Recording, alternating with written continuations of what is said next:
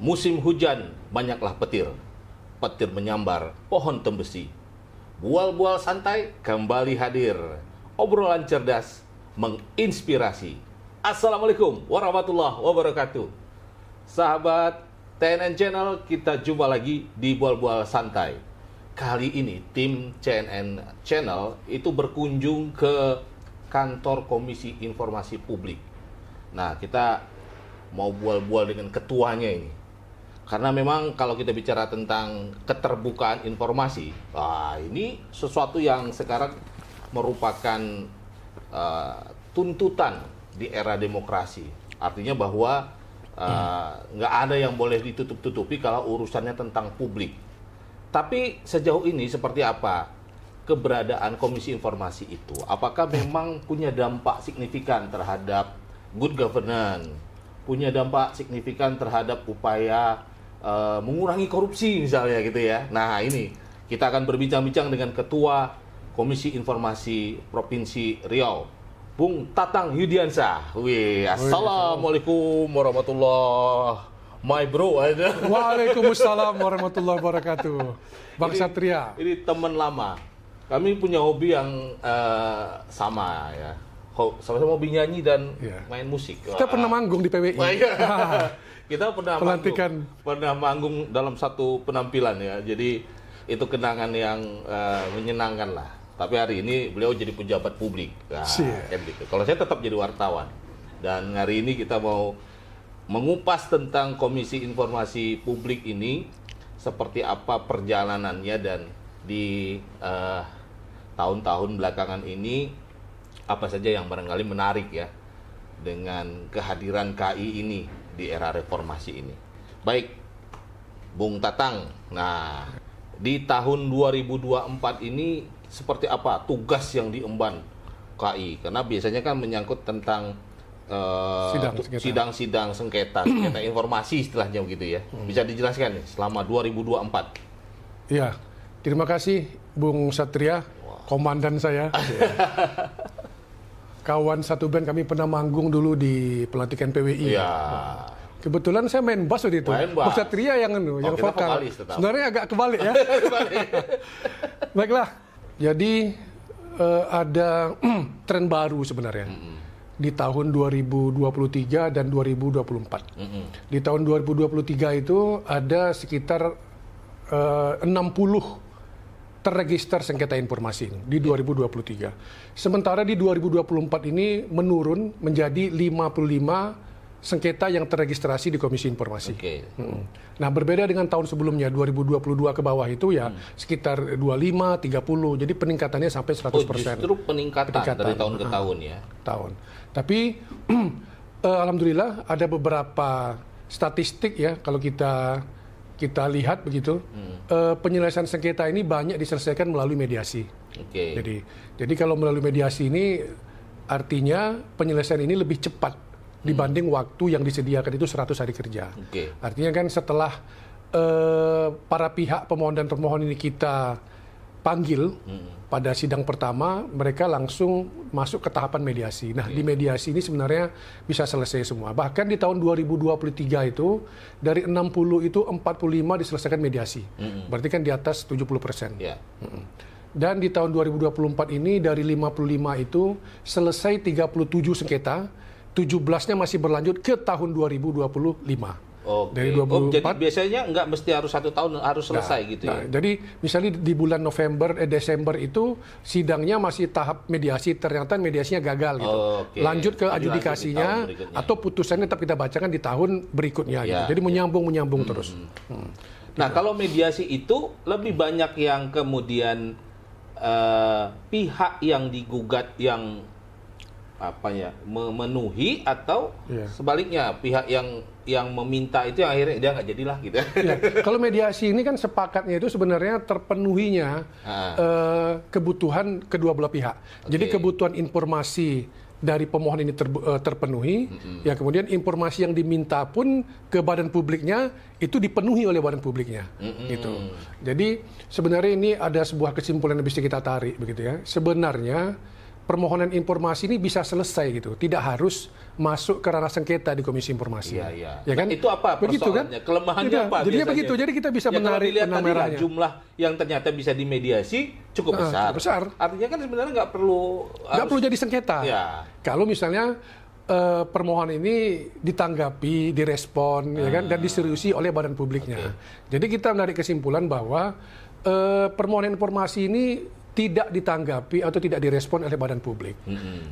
Kepatuhan badan publik terhadap tata kelola informasi itu, terutama untuk memenuhi kebutuhan masyarakat terkait permohonan informasi itu sangat kurang, masih kurang lah, karena itu dia berujung menjadi sengketa. Padahal di sengketa ini bukan sengketa yang sensitif, sehingga kita harus menyelesaikannya melalui pembuktian. Ini dibuktikan ternyata ini informasinya dikecualikan, terjadi perdebatan di persidangan, pemohon bilang ini terbuka, ya kan, termohon badan publik ini mengatakan sensitif, tertutup, dikecualikan, rahasia privat, rahasia negara, begitu. Tidak sampai ke sana. Jadi kebanyakan itu justru yang disengketakan ini di atas 50% itu terkait dokumen anggaran, Mas. Dokumen anggaran sekitar 50% sampai 60%, 30%-nya terkait pengadaan barang dan jasa, Perbajas, PBJ ya, selebihnya itu tentang perizinan dan sebagainya.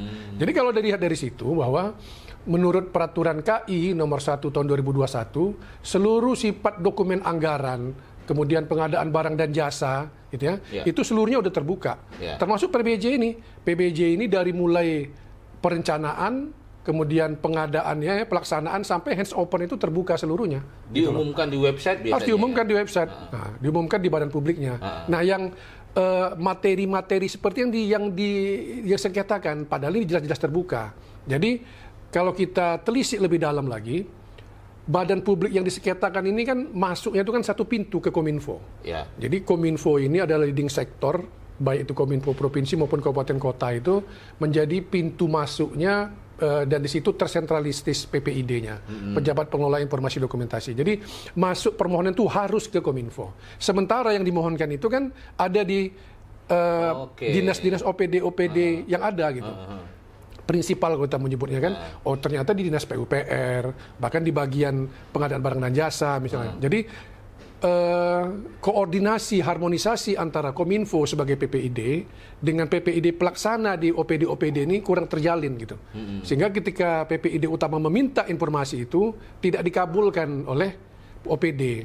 Tidak dikabulkan ini banyak maknanya, apakah karena pemahaman yang berbeda ini informasi yang dikecualikan, atau karena birokrasi sehingga lambat sampai ke meja pimpinan gitu ya. Itu kita dalami di persidangannya. Ternyata memang pemahamannya bahwa ini informasi yang masih sensitif dianggap oleh OPD gitu. Tapi ternyata kita bawa ke ranah persidangan, mereka setelah dijelaskan dan dimasuk ranah mediasi, ternyata ini informasi terbuka dan akhirnya diberikan gitu. Jadi pemahaman ya lebih banyak sering OPD-OPD itu ragu untuk memberikan informasi. Itu mereka para peminta informasi ini biasanya memang harus ke Kominfo kabupaten kota atau provinsi, atau biasanya ada yang meminta langsung ke OPD, tidak direspon, langsung mengadu gitu. Nah, kalau memang ketentuannya dalam undang-undang, peraturan KI kita dan Permendagri dan Permenkominfo itu masuknya harus satu pintu ke Kominfo.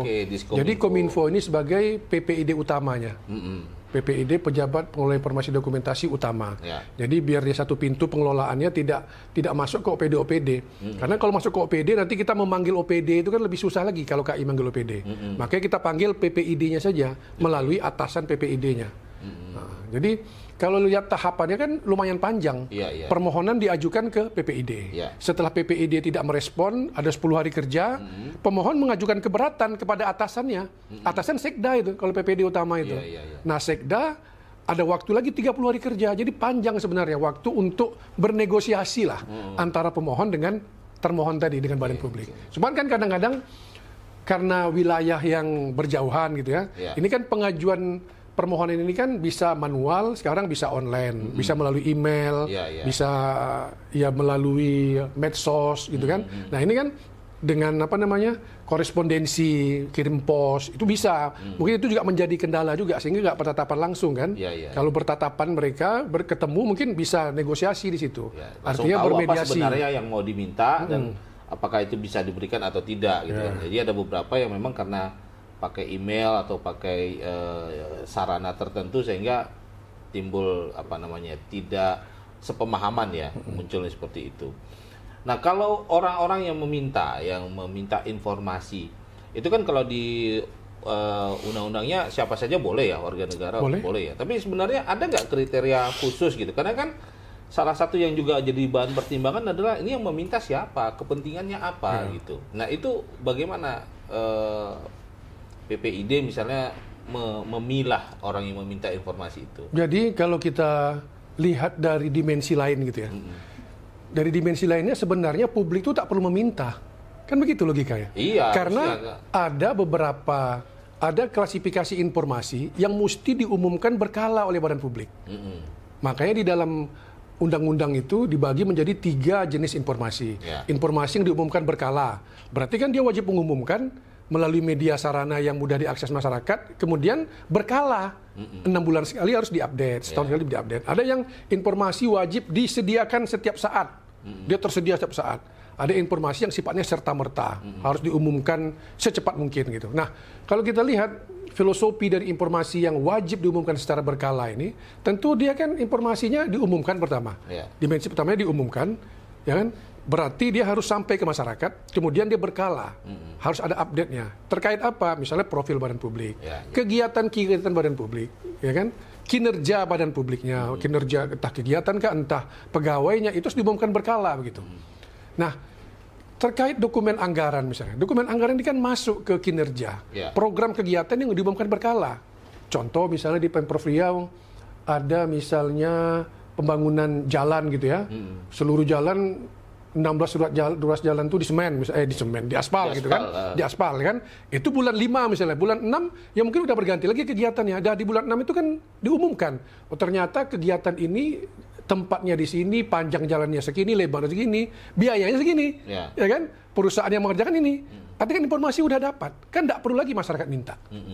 Kadang masyarakat ini minta RKA-nya, minta RAB-nya. Sebenarnya RAB RKA itu bisa secara ringkasan bisa disampaikan di media-media melalui websitenya gitu. Nah, jadi logikanya itu sebenarnya masyarakat itu apalagi terkait dokumen anggaran tak perlu meminta. Apalagi kita sampai kepada ini siapa yang meminta nih? Siapa orangnya nih? Kira-kira tujuannya, orientasinya apa nih? Nggak sampai ke sana. Nggak perlu mikir ke sana. Pikirkanlah kewajiban kita sebagai badan publik bahwa ini informasi yang diumumkan. Siapapun datang asal dia warga negara, ya kan, itu mesti dilayani karena mereka dilindungi haknya oleh undang-undang. Undang-undang dasar lagi. Pasal 28F itu kan bahwa setiap orang tuh punya hak kita untuk meminta informasi, memperoleh informasi, menyebarluaskan informasi dengan seluruh saluran. Tapi kalau dia menyalahgunakan, ya itu tanggung jawab dia. Nanti akan ada pasal-pasal tertentu bisa menjerat dia kalau dia menyalahgunakan informasi dan dokumen tadi gitu. Nah, ini dimensi yang berbeda lah. Tapi bahwa dokumen, informasi, masyarakat itu dia punya hak yang dilindungi oleh undang-undang untuk memperoleh informasi itu. Nah, ada juga pertanyaan menggelitik sebenarnya. Artinya sejak kehadiran Komisi Informasi ini, apa sih dampak signifikannya kira-kira terhadap pengelolaan negara gitu? Apakah ada semacam studi misalnya dengan kehadiran KI ini penyelenggaraan negara menjadi lebih baik misalnya, atau dengan isu sekarang lah soal korupsi yang mungkin mengerikan ini untuk kasus Riau dan Pekanbaru. Pekanbaru terutama Pekanbaru kan. Sekarang kan kasusnya korupsi kita sampai rada-rada gimana gitu ya. Nah, ini kok kayaknya secara awam kan, artinya sah-sah saja ada orang mungkin menganggap kok nggak ada korelasi ya antara keterbukaan informasi dengan korupsi. Nah, ini apa sebenarnya benang merah antara kedua hal ini? Ya. Kalau kita belajar kasus, kita ambil satu kasus Pekanbaru misalnya. Pekanbaru ini kan kemarin ada kwitansi fiktif katanya. Kemudian begitu mengambil anggaran untuk GU, ganti uang itu untuk ATK dan makan minum itu, ya kan terjadi pemotongan gitu. Nah, jadi saya rasa begini, pejabat publik itu jangan alergi ketika ada masyarakat meminta sampel kwitansi gitu. Ini kan yang fiktif itu kwitansinya ini. Jadi kadang pemohon itu dalam beberapa persidangan dia meminta dokumen RAB itu sampai ke kwitansi diminta ya. Kwitansi ini kan bisa diperlihatkan saja, ya kan, bisa digandakan, ya kan, difotokopi, tapi dilihat kan asli enggak gitu. Jadi kalau belajar dari situ, ketika ada misalnya LSM meminta contoh kwitansi gitu, dia kan bisa tahu, oh ternyata beli makanan itu di Beringin Edi misalnya, ya kan, masyarakat tahu. Nah kalau Beringin Edi-nya nggak merasa pernah dipesan oleh badan publik, ya kan, yang terjadi di Pemko kan seperti itu tuh. Yang jadi di Pemko mereka pesan makanan tapi kan fiktif gitu kan. Ya Beringin Edi bisa dia menganulir gitu kan, membantah gitu. Saya tidak pernah merasa dipesan sama badan publik ini gitu. Jadi sebenarnya kwitansi itu bagian badan publik untuk mengkontrol sosialnya gitu, bagian publik untuk mengontrol ya. Makanya setiap persidangan yang ada melibatkan kwitansi kami menelaahnya mendalam gitu.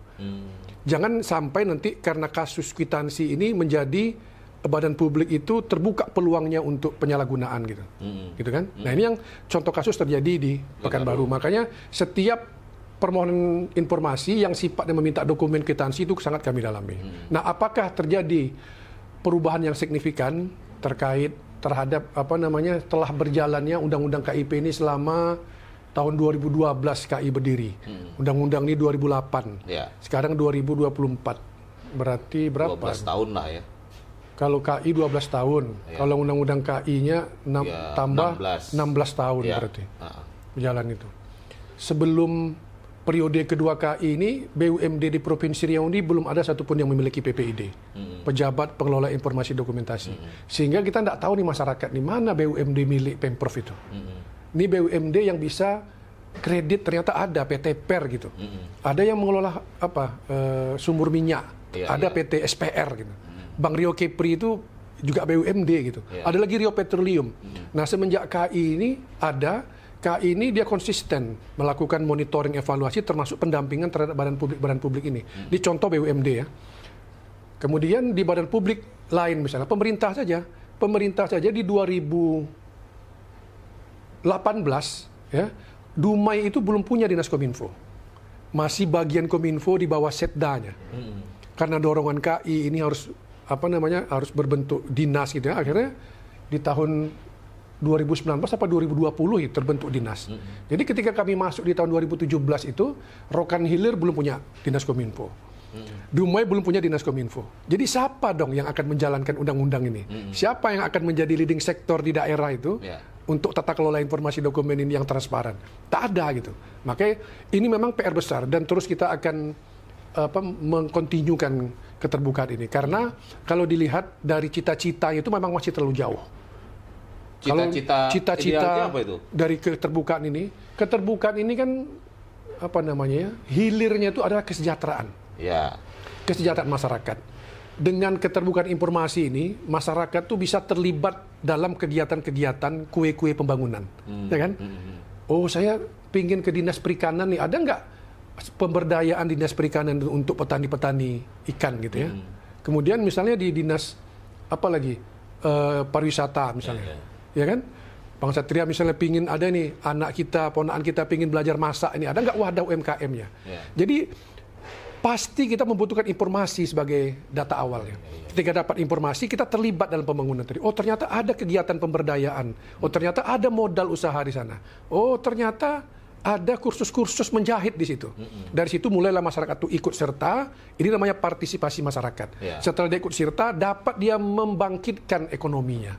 Maka menjadilah masyarakat yang sejahtera. Makanya tujuan akhir dari Undang-Undang Keterbukaan ini adalah menciptakan masyarakat yang sejahtera. Bahkan di RPJMN itu tahun 2045 ini kan kita menjadi negara yang sebagai pusat ekonomi nomor 5 di dunia gitu. Itu cita-citanya ke depannya gitu. Nah, undang-undang ini mengawal itu. Sebenarnya strategis ya keberadaan undang-undang ini yang artinya memberikan peluang kepada masyarakat untuk mendapatkan akses informasi yang lebih luas. Ya. Jadi kalau kita belajar komunikasi ini kan, salah satu sumber daya yang sangat penting itu katanya informasi. Siapa menguasai informasi akan menguasai dunia. Orang gitu informasi, betul. Betul.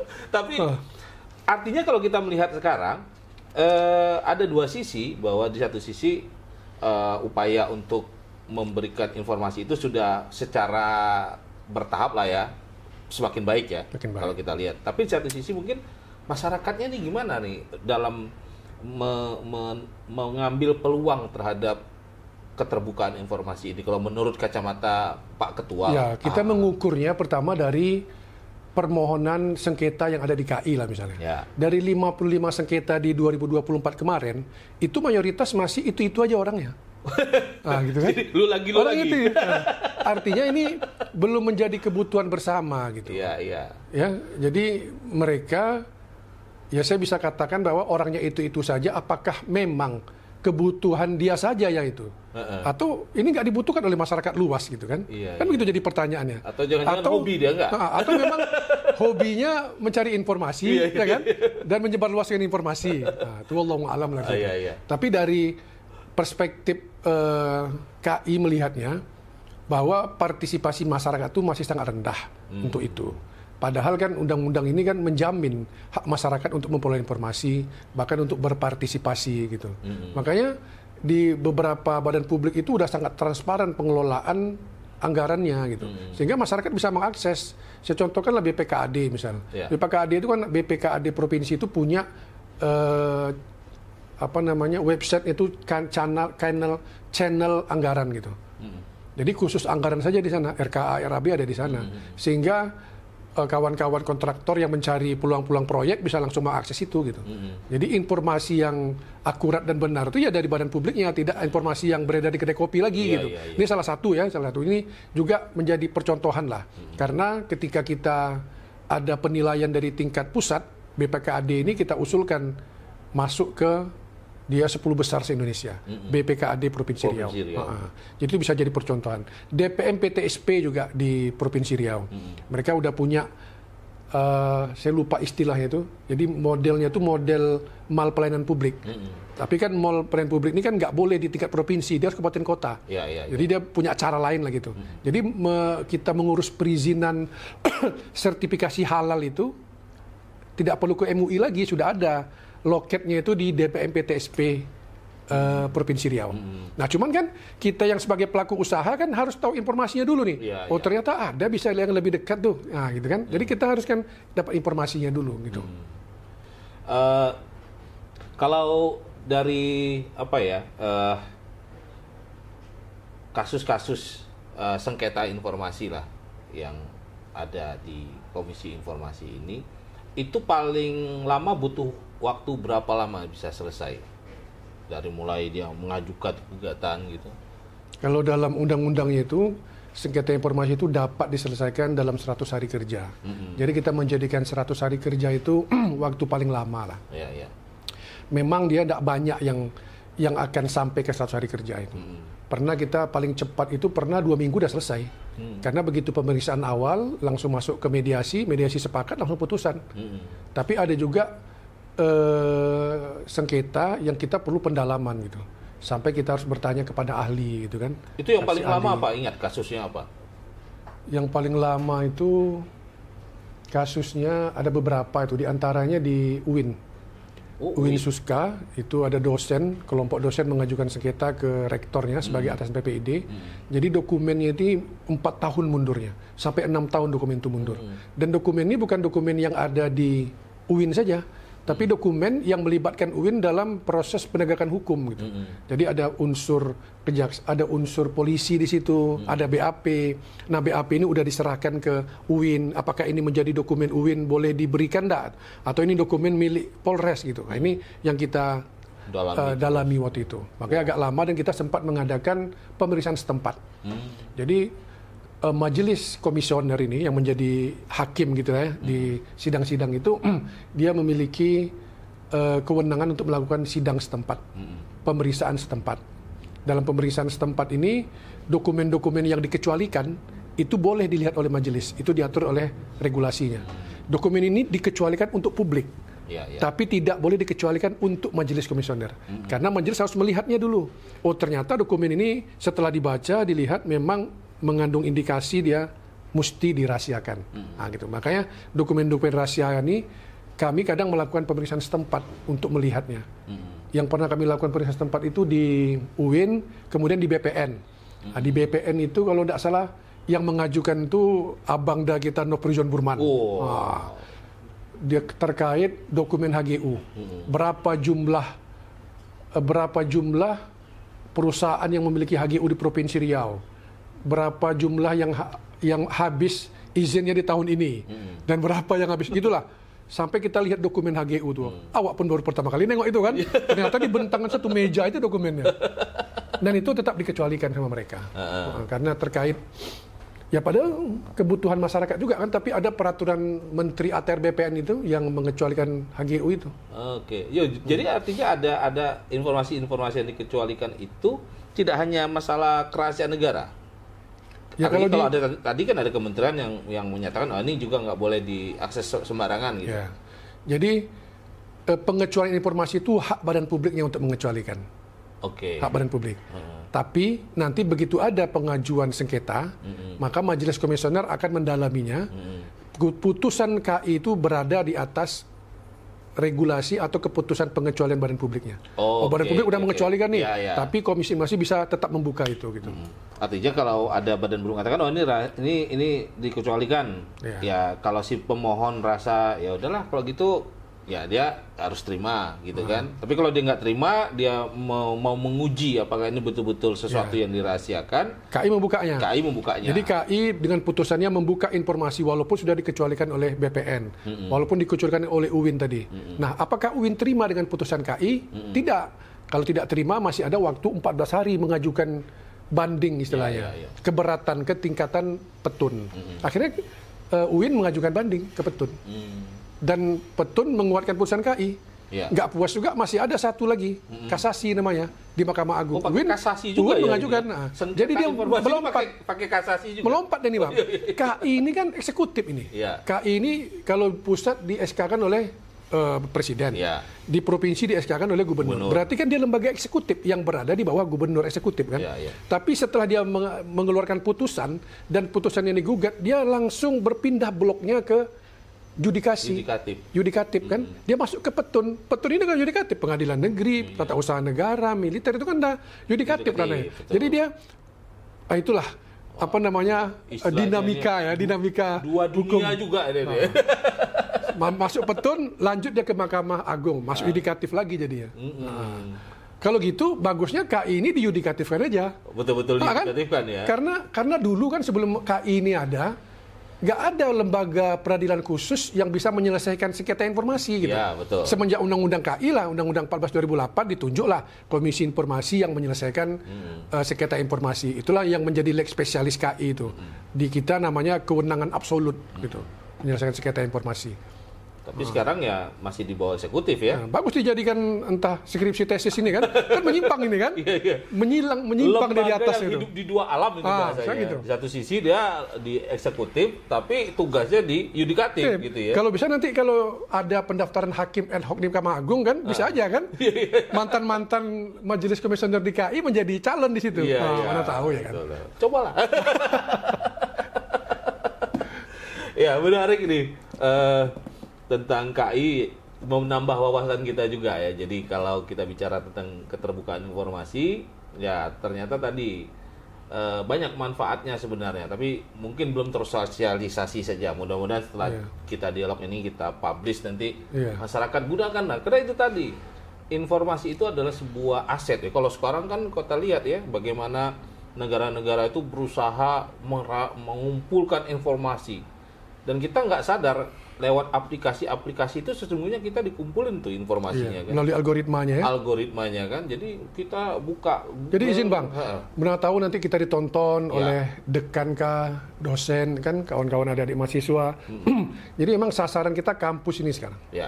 Kampus ini bagaimana kalau ada fakultas komunikasi misalnya, kita bisa dilibatkan di sana sebagai entah kuliah umum apa namanya kan, sehingga sosialisasi edukasi KI ini bisa sampai ke mahasiswa-mahasiswa, ya kan, di seluruh perguruan tinggi yang ada.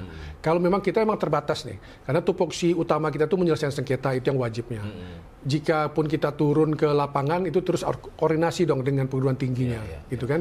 Kita pun anggaran juga terbatas, karena bukan hanya masyarakat saja yang kita harus edukasi nih.